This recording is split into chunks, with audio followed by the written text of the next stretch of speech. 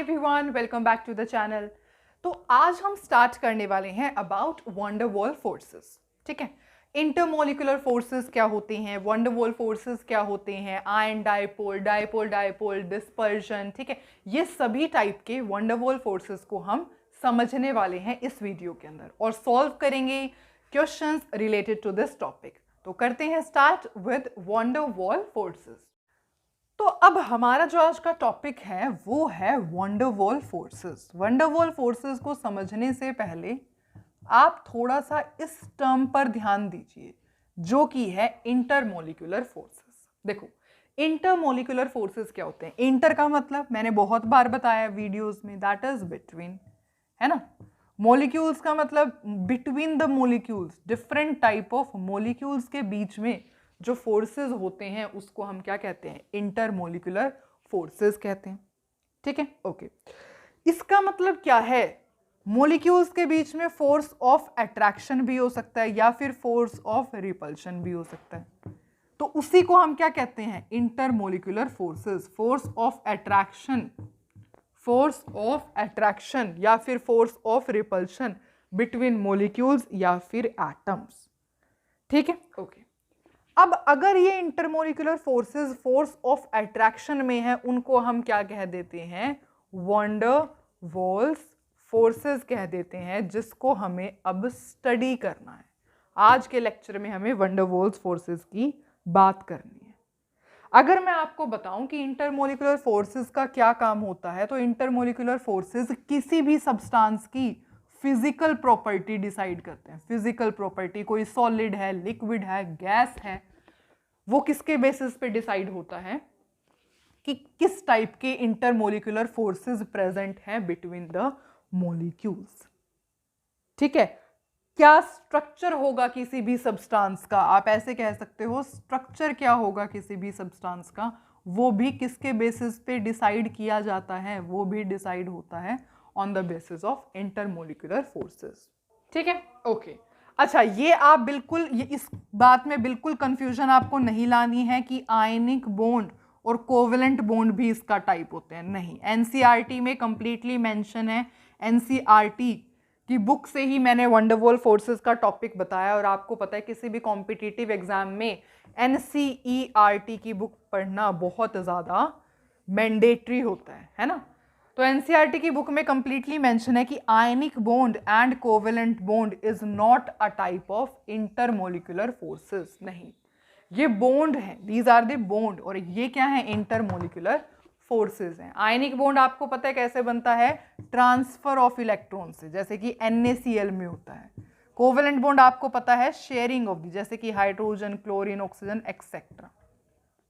ठीक है, तो आप कभी भी इस बात में कंफ्यूजन मत क्रिएट करना कि ionic bond and covalent bond intermolecular forces होते हैं, नहीं, ये डिफरेंट है। इंटरमोलिकुलर फोर्सेस डिफरेंट होते हैं।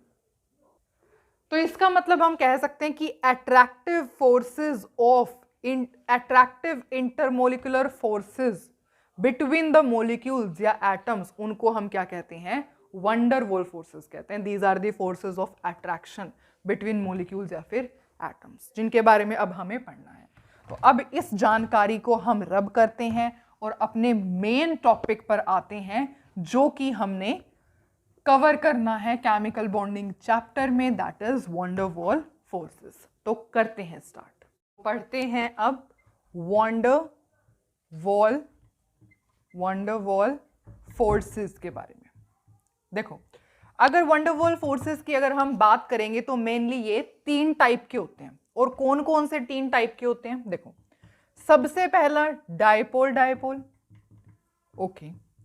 दूसरा होता है dipole induced dipole, dipole induced dipole, बिल्कुल एनसीईआरटी के अकॉर्डिंग हम पढ़ने वाले हैं। और तीसरा होता है लंडन फोर्सेस या फिर डिस्पर्जन फोर्सेस भी हम इनको कहते हैं। लंडन फोर्सेस क्यों कहते हैं, क्योंकि they were named by the scientist of London. ठीक है, लंदन साइंटिस्ट ने इनकी डिस्कवरी की थी, तो उनका कंट्रीब्यूशन है इन फोर्सेस के लिए, दैट्स वाई लंडन फोर्सेस या फिर डिस्पर्जन फोर्सेस। तो चलो वन बाय वन अब हम सबको डिस्कस करने वाले।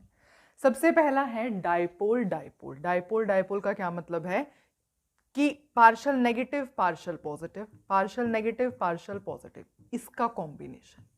कोई ऐसा मॉलिक्यूल जिसके अंदर ये कॉम्बिनेशन आपको मिले। जैसे कि अगर मैं बात करूं HCl की, यहां पर HCl लिखें, यहां पर HCl लिखें। आपको पता ही है क्लोरीन मोर इलेक्ट्रोनेगेटिव एलिमेंट होता है ना, इसको अगर ऐसे करके लिखें, chlorine more electronegative. More electronegative का क्या मतलब है? Partial negative charge. इसको ये अपनी तरफ इलेक्ट्रॉन्स को अट्रैक्ट करेगा। जैसे ये अट्रैक्ट कर रहा है अपनी तरफ इलेक्ट्रॉन्स को, इसके से इलेक्ट्रॉन्स दूर जा रहे हैं, दूर जा रहे हैं, देयरफॉर इसके ऊपर आएगा पार्शियल पॉजिटिव चार्ज। बन गया इसका कॉम्बिनेशन। ठीक है, अब इसको रब कर देते हैं। यहाँ पे अगेन HCl का अगर आप यहाँ पे केस देखोगे, अगेन यहाँ पर नेगेटिव, यहाँ पे पार्शियल पॉजिटिव। अब इसको भी रब कर देते हैं। तो इनके बीच में एक्चुअली होती क्या है? अट्रैक्शन होती है। क्यों? आपको आंसर पता लग ही गया होगा। अपोजिट जो ये पोल्स हैं, they will attract each other.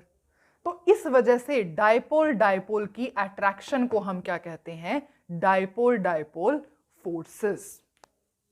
ठीक है, ओके। अब इनके अंदर क्या है? डाइपोल डाइपोल का मतलब क्या होता है? मतलब कि परमानेंट डाइपोल होता है।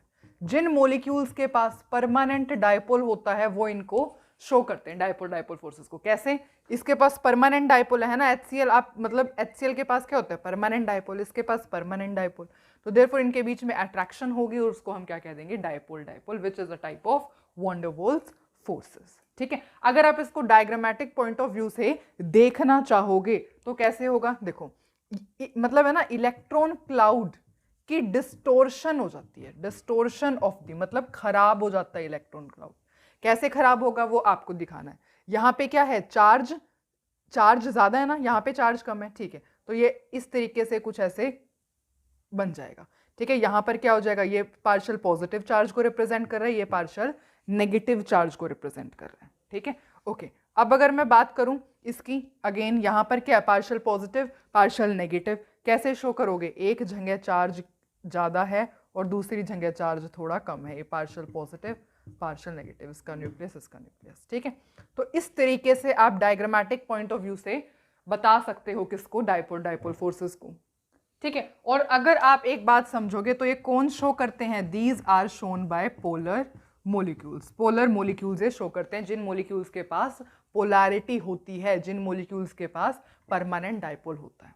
ठीक है, इतना समझ में आया आपको? ठीक है, तो फर्स्ट कैटेगरी हमने समझी जो कि क्या थी? डाइपोल डाइपोल फोर्सेस के बारे में। ठीक है, ओके। अब इससे थोड़ा सा आगे बढ़ते हैं और किसको लेते हैं?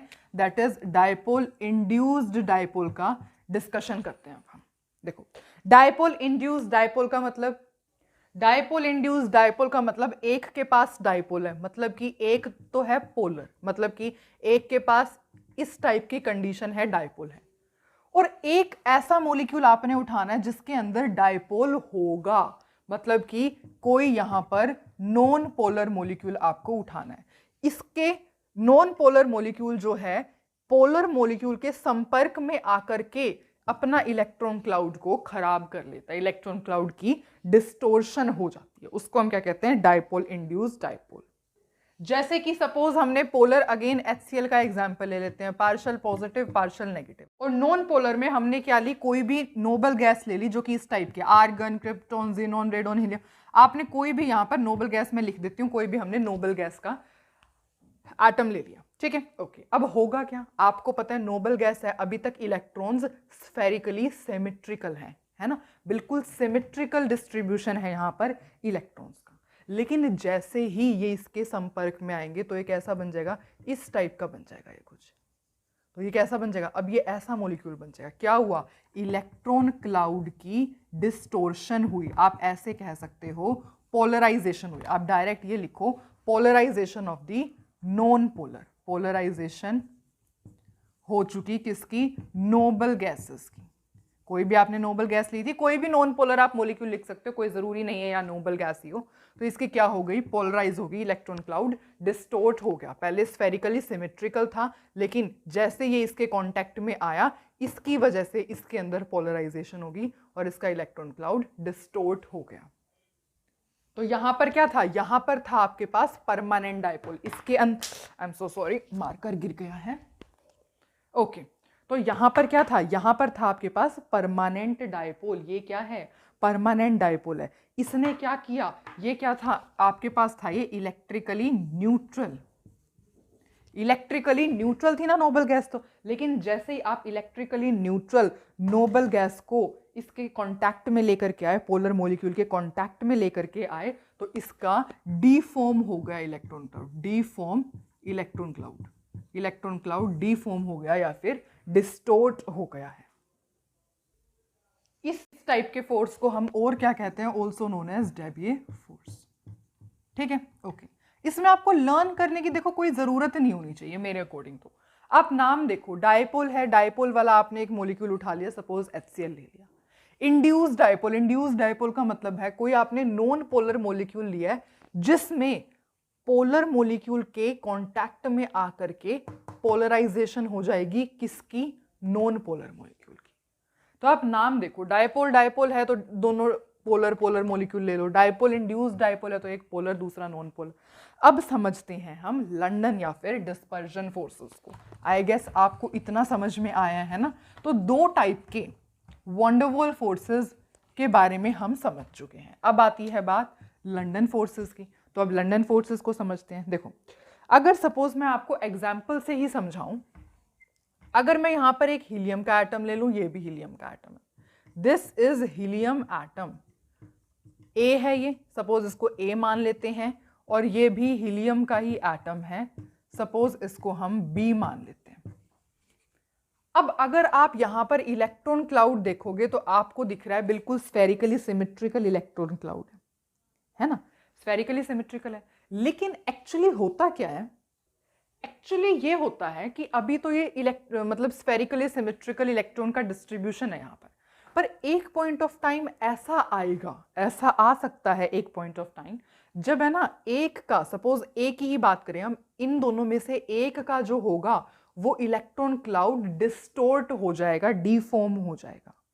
ठीक है, और कैसा मतलब एक डिस्टोर्ट डीफॉर्म का मतलब कुछ इस टाइप से आपके पास इलेक्ट्रॉन क्लाउड ये बन जाएगा। एक जगह पर एक पॉइंट पे इलेक्ट्रॉन चार्ज डेंसिटी ज्यादा हो जाएगी, एक पर कम हो जाएगी at any given instant of time. So at any given instant of time in दोनों में से एक का क्या होता है, डिस्टोर्ट हो जाता है आपका, डिस्टोर्ट हो जाता है क्या, इलेक्ट्रॉन क्लाउड डिस्टोर्ट हो जाएगा।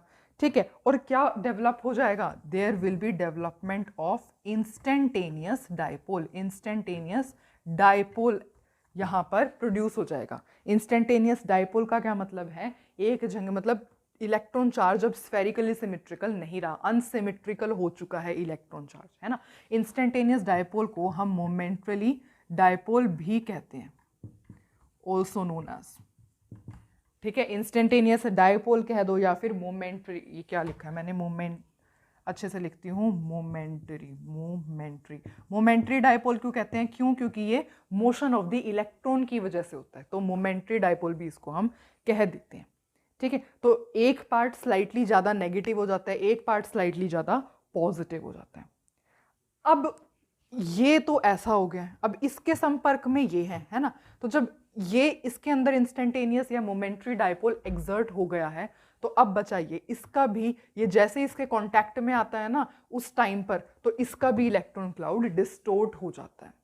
तो ये भी कैसा हो जाएगा, इसको रब कर दो मैं, ओके, ये भी कैसा हो जाएगा, ये भी कुछ इस टाइप से हो जाता है। ठीक है, इसके अंदर क्या है, इंड्यूस्ड डायपोल। इंड्यूस्ड डायपोल का क्या मतलब है, इंड्यूस्ड डायपोल किसी दूसरे की वजह से इसका डायपोल भी खराब हो गया, तो ये अब एक जैसे से हो गए। अब ये क्या करेंगे, इन दोनों के बीच अट्रैक्शन होगी, आपस में अट्रैक्ट करेंगे। ठीक है, किस तरीके से अट्रैक्ट करते हैं, जैसे परमानेंट डायपोल HCl आपने देखा था ना, HCl में कैसे अट्रैक्शन हो रही थी, इन द सेम मैनर ये इनके बीच में अट्रैक्शन स्टार्ट हो जाती है। ठीक है, अगर दोबारा से सुनना चाहते हो तो मैं दोबारा से रिपीट करती हूँ इस चीज़ को। तो अगर हम जल्दी से इसको सुनना चाहें दोबारा से, तो सबसे पहले इसकी बात करें तो at any given point of time in दोनों में से एक का इलेक्ट्रॉन क्लाउड डिस्टोर्ट हो जाएगा, खराब हो जाएगा।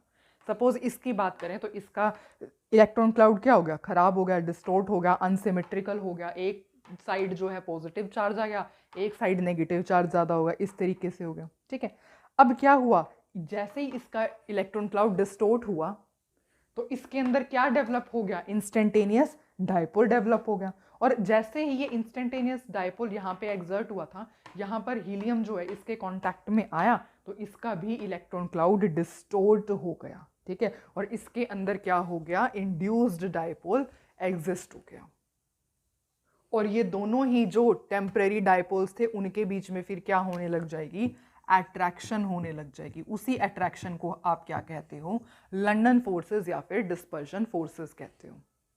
तो ये क्या होते हैं, लंदन या फिर डिस्पर्जन फोर्सेस होते हैं। देखो अगर सिंपल से अगर आप बात करोगे किसी भी एटम्स की, और यहाँ पर जो नॉन पोलर मॉलिक्यूल्स होते हैं, नॉन पोलर जैसे कि हीलियम हो गया, क्लोरीन, नॉन पोलर मॉलिक्यूल्स जो होते हैं उनका इलेक्ट्रॉन क्लाउड्स ना आराम से बिल्कुल स्फेरिकल सिमेट्रिकल होता है। इलेक्ट्रॉन क्लाउड कैसा होता है, बिल्कुल सिमेट्रिकल होता है, कोई डायपोल मूवमेंट नहीं होती, कोई ऐसा, मतलब सिमेट्रिकल होता है, आप समझ ही सकते हो, स्फेरिकली सिमेट्रिकल, जैसे कि यहाँ पर आपको दिख रहा है, ठीक है।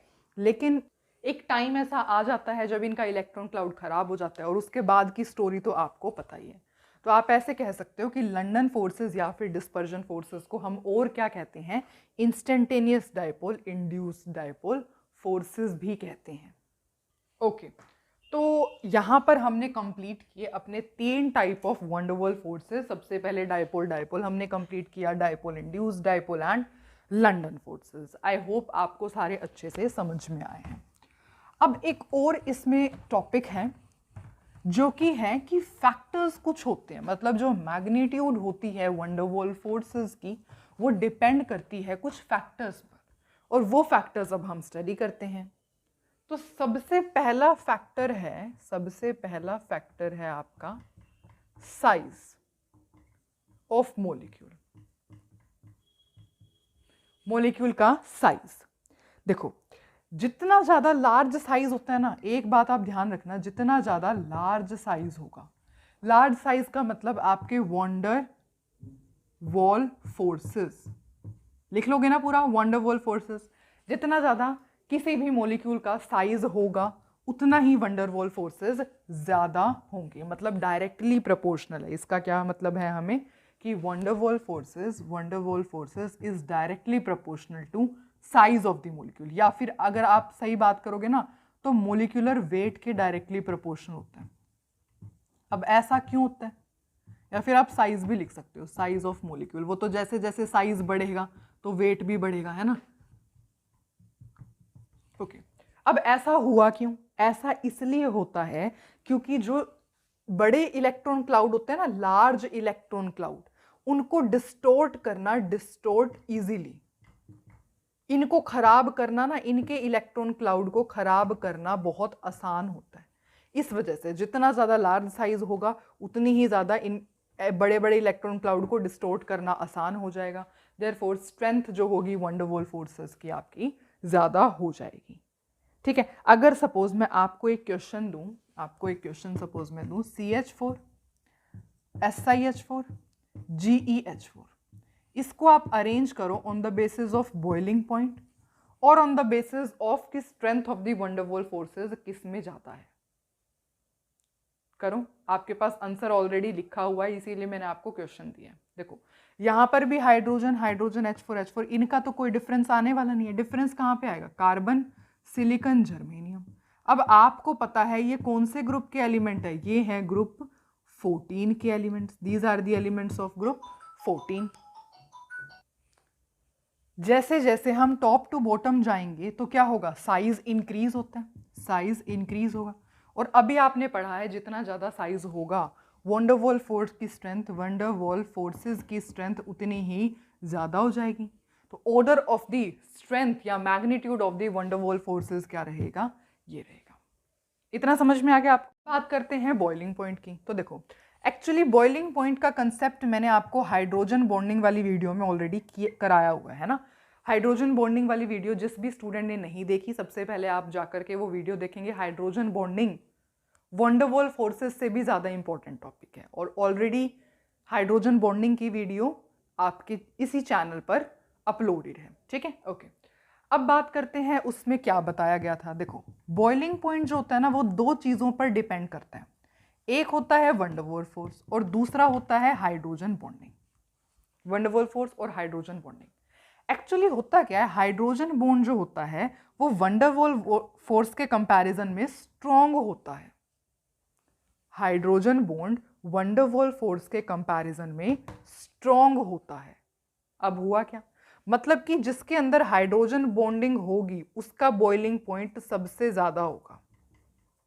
अब बात करनी है आपको वंडरवॉल फोर्सेस की, तो वंडरवॉल फोर्सेस डायरेक्टली प्रोपोर्शनल होता है बॉइलिंग पॉइंट के। ठीक है, आप ऐसे लिख सकते हो, directly proportional to boiling point. जितना ज्यादा बॉइलिंग पॉइंट होगा उतना वंडरवॉल, मतलब वंडरवॉल फोर्स जितने ज्यादा होंगे उतना ही बॉइलिंग पॉइंट ज्यादा होगा। तो वंडरवॉल फोर्स की स्ट्रेंथ सबसे ज्यादा इसमें, देयरफॉर बॉइलिंग पॉइंट भी सबसे ज्यादा, मैक्सिमम बॉइलिंग पॉइंट इसी के अंदर है। इतनी बात समझ में आई आपको? ठीक है, तो जितने ज्यादा वंडरवॉल फोर्सेस की स्ट्रेंथ उतना ही ज्यादा आपका बॉइलिंग पॉइंट। तो सबसे पहले आप ये ऑर्डर अगर लर्न रख लेंगे, कुछ भी नहीं है इस ऑर्डर में, बिल्कुल इजीएस्ट ऑर्डर है। ठीक है, तो ये था हमारा फर्स्ट फैक्टर। अब इसको हम रब कर देते हैं। अब चलते हैं सेकंड फैक्टर पे। तो सेकंड फैक्टर आता है आपका, जो कि लास्ट ही फैक्टर है, that is geometry of molecules. Geometry of molecules. अब देखते हैं, सपोज मैं आपको एक तो ये बना के दे दूं, CH3 CH2 CH2 CH2 CH3। एक तो सपोज मैंने आपको ये बना करके दे दिया, एक मैंने सपोज आपको बना करके दे दिया ये।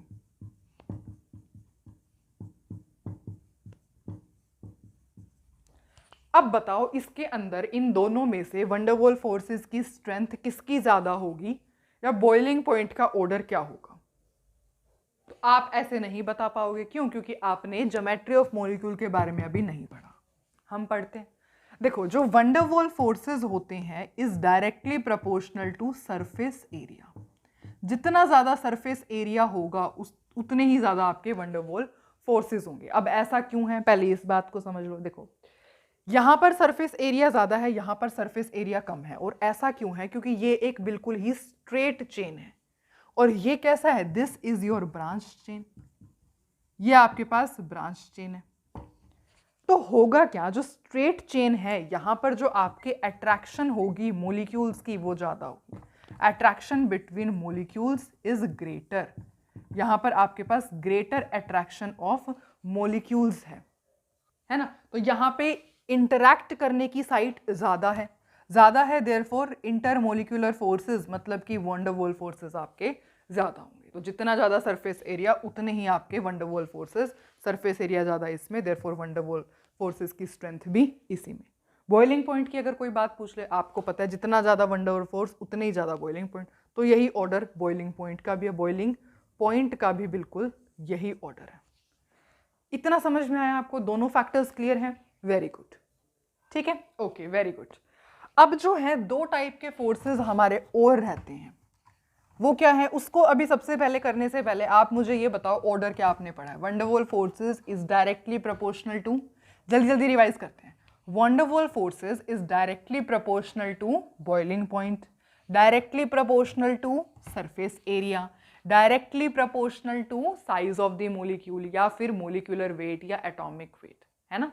ठीक है, ओके।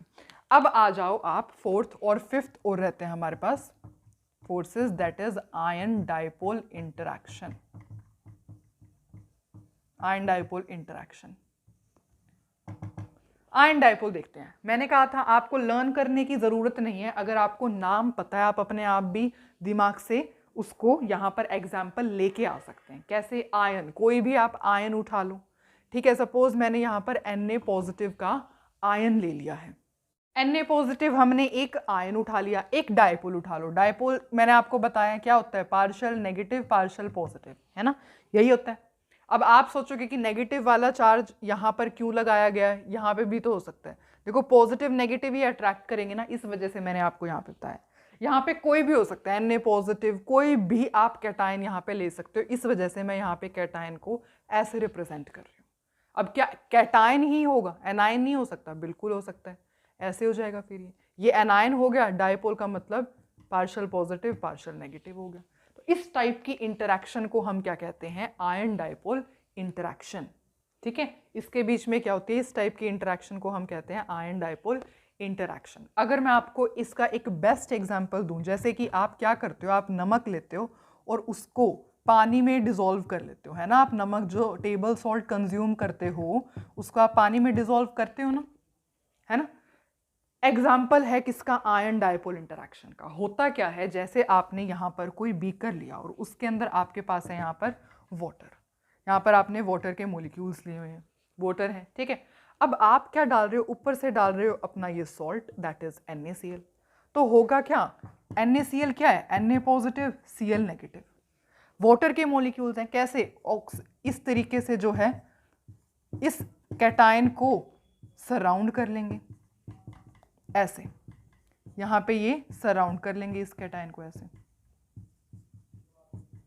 Cl नेगेटिव है, Cl नेगेटिव को भी क्या करेंगे, इसी तरीके से वाटर के मॉलिक्यूल्स इसको सराउंड कर लेंगे। लेकिन कौन से वाला पार्ट यहां पर, यहां रहेगा H वाला, है ना। H क्या होता है, पॉजिटिव होता है ना, इस वजह से यहां पे लिखती हूं H, ठीक है, पार्शियल नेगेटिव पॉजिटिव इस तरीके से सबके ऊपर, ठीक है। तो अगर आप कभी टेबल सॉल्ट को आज ही एक्सपेरिमेंट कर सकते हो, नमक होता है सबके घर में, तो आप नमक को क्या करो, पानी में डिसॉल्व करो। पानी में डिसॉल्व करोगे तो ये सब कुछ आपको दिखेगा तो बिल्कुल नहीं, लेकिन हाँ आप इसको इमेजिन कर सकते हो कि कुछ इस टाइप का होगा। Na पॉजिटिव को सभी वाटर के मॉलिक्यूल्स सराउंड कर लेंगे, Cl नेगेटिव के सभी वाटर मॉलिक्यूल्स सराउंड कर लेंगे, और Na पॉजिटिव है तो कौन से वाला पार्ट होगा यहाँ पे, oxygen oxygen oxygen oxygen, negative वाला। Cl नेगेटिव है तो कौन से वाला पार्ट होगा, पॉजिटिव वाला, H H H H, ठीक है। तो ये होता है। अब यही बात अगर सपोज मैं आपको कहूं कि आप एक काम करना, CCl4 ले लेना और उसके अंदर NaCl को डिसॉल्व कर लेना, बिल्कुल भी नहीं होगा। NaCl is not dissolved in CCl4। CCl4 के अंदर डिसॉल्व नहीं होता। अब ऐसा क्यों नहीं होता, CCl4 में ऐसा क्या है, क्योंकि CCl4 एक नॉन पोलर मॉलिक्यूल है, नॉन पोलर, है ना। तो यहां पर कोई इंटरैक्शन नहीं हो पाती due to lack of the interaction here. यहां पर आपको NaCl जो है CCl4 में डिसॉल्व नहीं होता, ठीक है। क्योंकि NaCl क्या है, NaCl एक आयनिक कंपाउंड है और ionic compound generally polar solvent में सॉल्यूबल होते हैं, ठीक है। तो यहां पर लिखो इज इनसॉल्यूबल। करेक्ट वर्ड जो होगा, हम केमिस्ट्री पढ़ रहे हैं, correct word will be insoluble, is insoluble in CCl4। समझ में आई आपको बात। तो ये थी हमारी कौन सी, ion dipole interaction. I hope आपको समझ में आया। अब लास्ट क्या रहता है हमारे पास, लास्ट हमारे पास रहता है that is ion induced dipole. Next क्या है हमारे पास, ion induced dipole, ion induced dipole. अब इसका क्या मतलब है, मतलब आपको सारा सेंटेंस में ही लिखा हुआ है, दैट इज आयन लेना है और इंड्यूस्ड डाइपोल कुछ ऐसा जिसके अंदर डाइपोल एक्सर्ट हो पाए। अगर मैं आपको इसके एग्जाम्पल सबसे पहले समझते हैं फिर डेफिनेशन लेंगे। सपोज मैंने NO3 नेगेटिव ले लिया जो कि एक आयन है, आपको पता है, ठीक है। और आयोडीन आपको पता है is non polar in nature, non polarise. तो इसका क्या मतलब है, पोलैरिटी तो नहीं है ना, नॉन पोलर पोलर आपको पता है ना, नॉन पोलर का मतलब कोई पोलैरिटी नहीं है। इलेक्ट्रोनेगेटिव कोई डिफरेंस है इन दोनों के बीच में, कुछ इलेक्ट्रोनेगेटिव डिफरेंस नहीं है ना। तो ऐसे तो नहीं कहोगे इसके ऊपर पार्शियल नेगेटिव इसके ऊपर पार्शियल, ऐसा तो कुछ स्टोरी यहाँ पर होगी नहीं। देयरफॉर ये क्या है, एक नॉन पोलर है। आप ऐसे इसको आइडेंटिफाई कर लिया करो कौन सा नॉन पोलर है कौन सा पोलर है। तो जैसे ही NO3 नेगेटिव आयोडीन के संपर्क में आएगा, आयोडीन क्या हो जाएगा, पोलराइज हो जाएगा, it get polarised, partial negative partial, इस तरीके से ये क्या है, पोलराइज्ड हो जाएगा। आयन इंड्यूस्ड डाइपोल की ये क्या है, अट्रैक्शन इंटरैक्शन हो जाएगी। इस टाइप की इंटरैक्शन को हम क्या कहते हैं, आयन इंड्यूस्ड डाइपोल। ये आयन था, आयन है ये, ठीक है। आयन के ऊपर तो चार्ज होगा ही, नेगेटिव है पॉजिटिव है। आयन क्या होते हैं, दो ही टाइप के होते हैं। आयन या तो पॉजिटिव चार्ज हो सकता है जिसको हम क्या कहते हैं, कैटायन कहते हैं, या फिर नेगेटिव चार्ज का हो सकता है जिसको हम क्या कहते हैं, एनायन कहते हैं।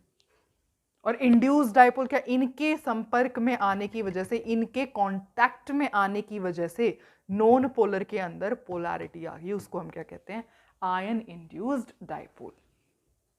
तो जितना भी थ्योरी पोर्शन था अबाउट वंडर वॉल फोर्सेस वो हम पढ़ चुके हैं, ठीक है। अब बात आती है क्वेश्चंस की। देखो, वंडर वॉल फोर्सेस से रिलेटेड कुछ इतने इम्पॉर्टेंट क्वेश्चंस नहीं पूछे जाते हैं। इससे इम्पॉर्टेंट तो हाइड्रोजन बॉन्डिंग है, जो मैं ऑलरेडी करा चुकी हूँ। इसी चैनल पर आपको हाइड्रोजन बॉन्डिंग की वीडियो मिल जाएगी, पर स्टिल जितने क्वेश्चंस मुझे मिले मैं आपको करवा देती हूँ। तो बात करते हैं अब इन क्वेश्चंस की। देखो, सबसे पहले आपको बताना है डिस्पर्जन फोर्सेस किस में प्रेजेंट है, इसमें, इसमें या दोनों में। बताओ, डिस्पर्जन फोर्सेस आपको पता है कौन सा एग्जाम्पल हमने देखा था? हीलियम, हीलियम का दो नॉन पोलर ऐसे एटम्स हो गया, नॉन पोलर मोलिक्यूल्स हो गए, है ना। At any given instant of time इनका इलेक्ट्रॉन क्लाउड डिस्टोर्ट हो जाएगा। देख लो नॉन पोलर कौन से हैं। ब्रोमीन है, अगेन ब्रोमीन, यहाँ पर एक ब्रोमीन का एटम, एक ब्रोमीन का एटम, है ना, बिल्कुल सेम तो है। यहाँ पर क्या है, दोनों के दोनों एटम्स हैं, सिमिलर एटम्स हैं, तो यहाँ पे क्या होगा, लंडन फोर्सेस आपके डिस्पर्जन फोर्सेस एक्ट करेंगे, तो ब्रोमीन तो आपका फर्स्ट ऑप्शन हो गया, ठीक है। HCl में है, देखो HCl में है क्या, नहीं है। HCl, यहाँ पे HCl लो, यहाँ पे HCl लो। क्या यहाँ पर डिस्पर्जन फोर्सेस है? नहीं, यहाँ पर डिस्पर्जन फोर्सेस नहीं है। क्यों नहीं है? ये क्या है, पोलैरिटी, पोलर, यहाँ पे ये दोनों के दोनों पोलर मॉलिक्यूल्स है। पोलर पोलर के बीच में कौन सी इंटरेक्शन होती है? दैट इज, ये भी क्या है, डाइपोल है, ये भी क्या है, डाइपोल, डाइपोल डाइपोल इंटरेक्शन। कौन सी इंटरेक्शन है? Dipole dipole interaction. तो dispersion forces is present in bromine, ठीक है, okay. Dipole induced dipole, dipole induced dipole मतलब एक डाइपोल होना चाहिए और दूसरा नॉन पोलर होना चाहिए जिसमें डाइपोल इंड्यूस होगा। देख लो, क्या ये नॉन पोलर है? हीलियम, ऑफ कोर्स ये तो नॉन पोलर है। हीलियम, हीलियम लोगे, अभी तो बताया मैंने डिस्पर्जन फोर्सेस है, ठीक है, तो ये क्या है, नॉन पोलर, ठीक है जी। HCl, क्या HCl पोलर है? हाँ जी, HCl के ऊपर क्या होता है, पोलैरिटी होती है, डाइपोल होता है, तो ये क्या है, पोलर है। तो डाइपोल है किसी के ऊपर, यस, ये रहा डाइपोल, इसके ऊपर डाइपोल है। इंड्यूस डाइपोल, कोई नॉन पोलर, कोई ऐसा एटम जिसके ऊपर डाइपोल इंड्यूस किया जा सके, ये रहा पोलर, नॉन पोलर, ये इसके अंदर तो डाइपोल इंड्यूस डाइपोल है। इसके अंदर देख लो, क्या डाइपोल है यहाँ पर? क्लोरीन क्लोरीन, नहीं, ये क्या है, completely non polar. Non polar क्यों? कोई पोलैरिटी नहीं। देखो क्लोरीन क्लोरीन है, क्या इसके ऊपर आप ऐसे लिखोगे, एक के ऊपर पार्शियल नेगेटिव चार्ज, एक के ऊपर पार्शियल पॉजिटिव? लंडन फोर्सेस काम कर सकते हैं, वीकेस्ट फोर्सेस जो होते हैं वो काम इसके ऊपर कर सकते हैं, है ना, ठीक है। CCl4 क्या होता है? मैंने आपको बताया था, this is non polar solvent, non polar solvent. हमें चाहिए क्या, एक तो डाइपोल हो, इन दोनों में से तो किसी के पास भी डाइपोल नहीं है। डाइपोल नहीं है तो इसके ऊपर क्रॉस लगा दो। क्यों?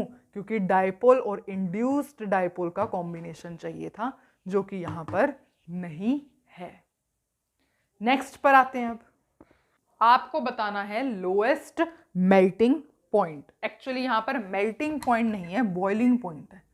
मैंने गलत लिखा है क्वेश्चन, यहां पर आपका लोएस्ट बॉइलिंग पॉइंट आएगा।